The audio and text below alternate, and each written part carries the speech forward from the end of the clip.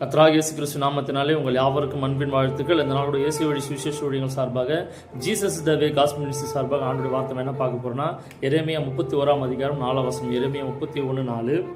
இஸ்ரவேல் என்னும் கன்னிகையே, மறுபடியும் உன்னை கட்டுவிப்பேன், நீ கட்டப்படுவாய். இஸ்ரவேல் என்னும் கன்னிகையே, மறுபடியும் உன்னை கட்டுவிப்பேன், நீ கட்டப்படுவாய். இந்த நாளில் இந்த வார்த்தையை பார்க்குற ஆண்டோட பிள்ளைகளுக்கு சரி, ஆண்டு அறியாத பிள்ளைகளுக்கு சரி, இந்த உயிருள்ள வார்த்தை என்ன சொல்லுதுன்னா, நீ ஏதாவது ஒரு பண தேவையோடோ, ஏதோ ஒரு கஷ்டத்தோடையோ, ஏதோ ஒரு வாழ்க்கையில் தொழில் ரீதியாவோ, இல்லை வேலை ரீதியாவோ, ஊழிய ரீதியாவோ நீ கட்டப்படாமல், மேல் நோக்கி வளர முடியாமல், உன் 4 செவத்துக்குள்ளேயே கூனிக்கு குறுக்கி போய் அங்கலாய்த்து, அது வியாதியாக இருக்கலாம், வறுமையாக இருக்கலாம், எந்த சூழ்நிலை இருந்தாலும் சரி, என்னால் மேற்கொண்டு கட்டப்பட முடியல, என்னால் மேற்கொண்டு மேலே வர முடியல. அது வீடு கட்டுற காரியமாக இருக்கலாம், திருமண காரியமாக இருக்கலாம், திருமணமாய் குழந்தை இல்லாத காரியமாக இருக்கலாம், பண தேவைகளாக இருக்கலாம், ஊழியத்தின் பாதையில் பொருளாதாரம் என்ன தேவையாக இருந்தாலும் சரி, ஆண்டவர் இன்னைக்கு உன்னை பார்த்து சொல்றாரு.